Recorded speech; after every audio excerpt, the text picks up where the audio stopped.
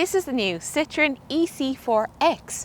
What's the X all about? Well, it must be the X factor because Citroen described this as a cross design which takes elements of a traditional saloon and mixes it up with very fashionable crossover inspired styling. So it sits a bit higher off the ground than your average saloon, and it also has a little bit of this plastic cladding as well, which is very fashionable at the moment. So it is quite unique among saloons, and that saloon segment has been in decline, particularly in the compact side of the market. This of course is based on the Citroen E-C4 hatchback or C4 hatchback, and it's all electric. This is how the E-C4 X is debuting, but fuel versions are expected quite soon as well.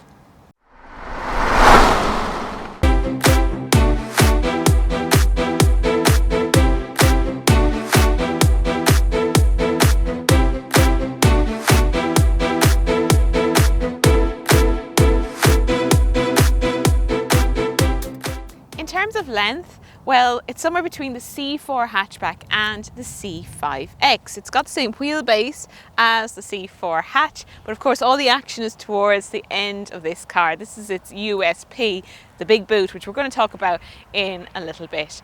Now, you get 18-inch alloys across the range. They add to that rugged look, and this car is finished in cumulus grey, just like the sky. Saloon cars used to be very popular in Ireland. People loved having what looked like a big car for the money compared to a hatchback. Now we've all gone crazy about SUVs, so I totally get that this styling will be appealing to some people. 510 litres of space, that's a significant amount more than the E-C4 hatch, which is about 380 litres, which is pretty standard for a hatchback. Now, it's deep and it goes back loads. You'll fit loads of stuff there, but the problem really is that I suppose the aperture to access the space is a bit narrow compared to a hatchback. Hatchbacks are very practical for a reason, as are boots of SUVs. This is a traditional 4-door. But if you love the look of the car and it is a good volume, then I think this is a pretty decent car. So what's under the bonnet, or what's not under the bonnet? Well, there's no engine in the E-C4 X, and there's actually no frunk either in this car, so there's no space under there to put stuff. But there is a 50 kilowatt hour battery low down in this car and a 136 horsepower motor. There's a CCS port, so we've got DC fast charging up to about 100 kilowatt. That's good. You can get an 80% battery charge in about 30 minutes. So if you stop at the motorway at a high-speed charger, that's pretty good. And it's a bit more standard when it comes to AC charging because it's a standard 7.4 kilowatt onboard AC charger. So if you're charging at home, it'll take about 7.5 hours for a full battery, but most people charge overnight. And when it comes to rear space, there is loads of legroom here for a C segment car. Plenty of headroom as well. Middle seat's not too bad in terms of the size, and you've got this flat place to rest your feet. In the saloon, this E-C4 X, they've also reclined the rear seats a little bit more than in the hatch, so it just feels a little bit more comfortable, a little bit more lounge-like. You've got vents here to keep everybody cool on board, USBs, there's little pockets here in the back of those seats, and some hard plastics here in the door in terms of the finish. That's the same in the front of the car. And we do have cup holders and a hatch that opens through to the boot. Generally, look, it's a nice feeling of space back here, and I think passengers will be very happy in the back of this car. This car starts from about €41,500. It's about €1,000 more than the equivalent E-C4 hatchback, and it's priced just a little bit less than the C5 X petrol and plug-in hybrid. There's 4 trim levels: Feel Pack, Flare and Flare Pack. This is the top of the range Flare Pack. It's packed with equipment, but it retails for about €45,000, so it is an expensive car. In terms of the design, well, it's very like the C4 hatchback, and you do get a little bit of an upgrade though in terms of the infotainment. This comes from the C5 X, and it's a good addition. It looks good, 10-inch, very responsive. You've got wireless Apple CarPlay and Android Auto. There's also physical controls and dials here for the ventilation, which is really nice as well. It's very easy to use when you're driving. In terms of the material quality, the steering wheel feels good. It's leather wrapped. There are quite a lot of plastics in here. A bit of gloss black, but it is an expensive car. And maybe a bit more hard plastic than what I'd like to see in a car at this price point. Not so keen on that blue there either. It's probably to add a bit of style, but I'm not quite sure about it myself. What I do like are the seats. These are Citroen's Advanced Comfort seats. They have thicker foam, so they feel really comfortable, really supportive. There's lots of different fabrics available. This one is finished in full leather. But generally, I don't think the cabin is quite as plush as the C5 X, which is not too dissimilar in price, really. In terms of storage, there's lots of little storage places here in the centre console, cup holders onto the armrest, and the pièce de résistance is this little shelf in the dashboard that comes out. I really like that. So what's this E-C4 X like to drive? Well, actually very good. Very calm and wafty character to this car. Not surprising, because Citroen puts a lot of focus on particularly the comfort of their vehicles. So it has what Citroen calls an advanced comfort suspension with progressive hydraulic cushions. And I'm not going to go into the technical details on that. Basically what it means is one of the most comfortable of these compact electric cars you can buy, because electric cars typically they can be quite firm. Certainly you can get a bit of firmness over bumps, particularly in town driving, jolts over manhole covers and things like that, but this deals with imperfections in the road surface exceptionally well. It really is very, very comfortable for an electric car.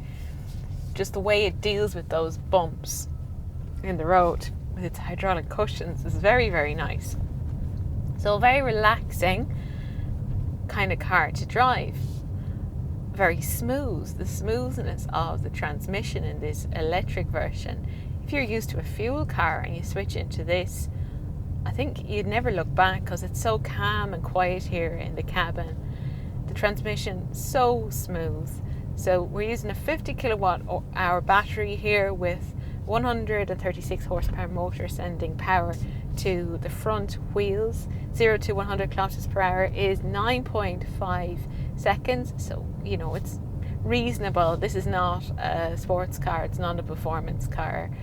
It's a car that you just drive every day very happily, I think. And in terms of the driving dynamics, it is softly sprung, but there's still a fair bit of precision in this car when it comes to cornering. Now, there is body lean. It's not as hunkered down as, let's say, something like a Ford Focus or a more sporty hatchback like that, but it's not bad at all. It doesn't feel unsafe in any way, or in the way it handles the road and the way it corners. But it's not pin sharp. It's not the one you buy if you really enjoy very sharp driving dynamics. It's one you buy because you love a nice leisurely, calm drive. The refinement is so good as well. So across the range you get an acoustic insulation pack as well. So that has improved the refinement of this vehicle. There's very little road and wind noise, even at high speeds on the motorway. So it's a good car, this, I have to say. Now, in Ireland, we just get that 50 kilowatt hour battery. We don't, at the moment at least, get the 54 kilowatt hour battery with more range that's available on the top level trim in the UK and some other European markets. So that's maybe a little bit of a frustration, but then it probably would end up quite expensive as well. And up to 360 kilometers is not bad. You're probably realistically saying about 300 kilometers. Obviously, if you do a lot of motorway driving, probably that might be a bit less than in that kind of high speed driving. But if you're doing a lot of suburban driving and town and city and country roads, then I don't think there's any issue with going for this 50 kilowatt hour battery with that range of up to 360 kilometers. And it's such a smooth drive. It doesn't feel too heavy on the road either. They haven't stuffed it with a massive battery. and ruined any sense of driving appeal. There are also driving modes like normal, sport, eco, the usual driving modes we find in these Stellantis group cars. If you leave it in the normal mode, it's fine. Even the eco mode, if you really want to maximize your range, it just probably doesn't give you quite as much throttle response, more gentler acceleration, so get most out of your battery range. The sport mode, really, if you just need a good, I suppose, bit of power, if you're doing an overtaking maneuvers or joining a motorway, you might slip it into the sport mode for that. But generally the performance of this car is fine. It really is. Again, it's just a car you waft along in and enjoy all the comfort and refinement it offers. There's a B mode that increases the regenerative braking, and there's no paddles to adjust the level of that, like what you might find in some electric cars. But it gives that sensation of when you lift off the accelerator, the car is recuperating its own energy. It's sending energy from the wheels back into the battery. It's actually quite clever, really. But generally, the actual driving experience, the practicality, the style of the car, it's a nice car, this. It is. Its biggest problem is probably the C5 X. Bit bigger. I quite like the design of the C5 X. It's a really good car. It's an award winner already. That's probably its biggest problem, really. But then it's not electric. It's either petrol or plug-in hybrid. So that's just been a quick look at the Citroen E-C4 X, just gone on sale. Hope you enjoyed this video. You can read a full review of this over on changinglanes.ie, and I've left a link in the description below the video.